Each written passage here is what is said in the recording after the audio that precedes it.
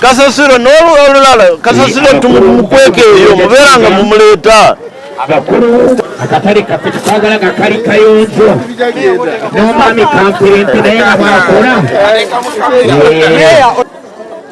etamwe twagala ng'erikkinya afaane waffe puliza n'ekikulamusanyo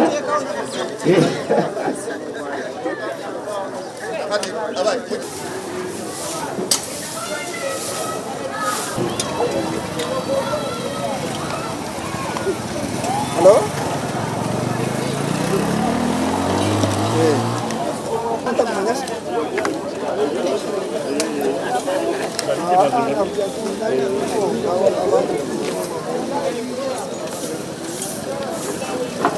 Amanya n'eddoboozi nze Nakibuule Mary mu katale nga bampita Maama Saala.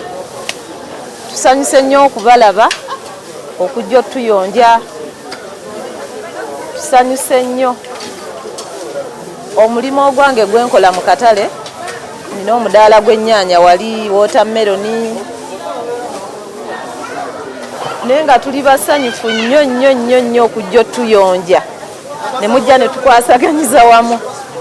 Tusanyuse okubalaba, tusanyuse nnyo n'obujjanjabi bwe twawulidde Kasambya na buli mulimo gwonna gwe mukoze mu kanso yaffe n'ey'Eryantonde.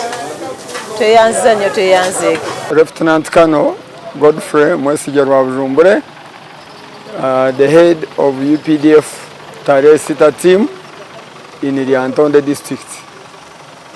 Today we are here in Eryantonde Town Council on the day one of general cleanness, and with me I have the RDC of Eryantonde, the LC5 of Eryantonde, the mayor of Eryantonde, and the team and all councillors of the town council. Also, we have been joined by DISO, among others. The occasion was officially launched this morning at Eryantonde market, main market. And the main purpose of today's activities of general cleanness is in line with the UPDF ideology of pro-people army. So when we are celebrating the Tarehe Sita birthday, we go back to the people. We join them, we clean with them, show them that yes, we are still with you.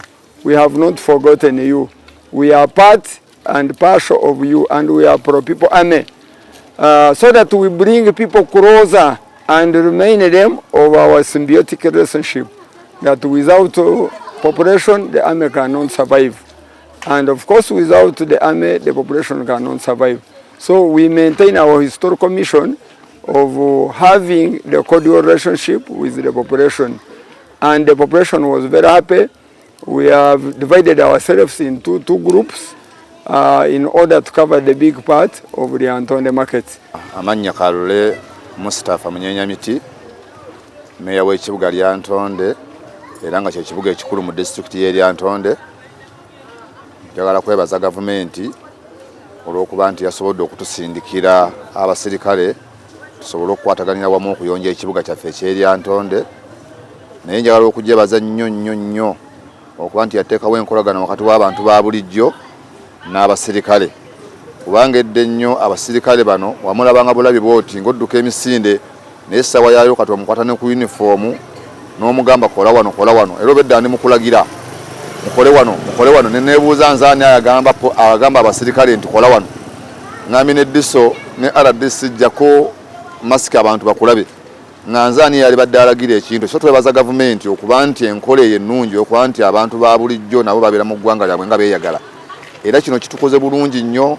Tugenze mu katale abantu ne bavaayo bonna, abasirikale ne beetabika n'abantu ba bulijjo kwegamba ng'olaba abantu balina buzibu bonna n'amagye So ebintu byetusinga okwetaaga mu ggwanga emirembe mu nsi okubeera abantu nga bali mu nsi yabwe nga beeyagala. Era tusaba Pulezidenti Museveni ensonga eyo agikwateko ddala n'amaanyi okuba nti amagye gongera okukolagana bulungi n'abantu nga tetusobola kugadduka kwegamba kyekintu kyetusinga okwetaaga mu nsi muno. Asaba David Nkojo, RDC Lyantonde.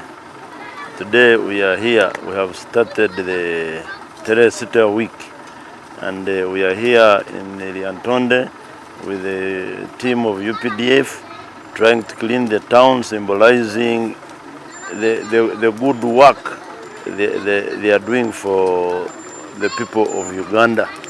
As Lyantonde, we thank the UPDF for the good work they are doing, and more especially the commanding chief for the good vision he started when he went to the bush and creating a pro-people army.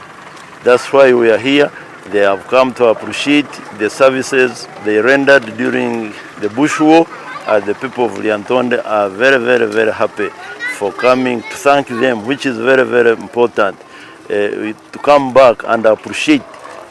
And if these people were not there to support the first time, maybe you might have been difficult for the war to succeed. But it was because of the will of the people to support the war. That's why you see we are here celebrating now.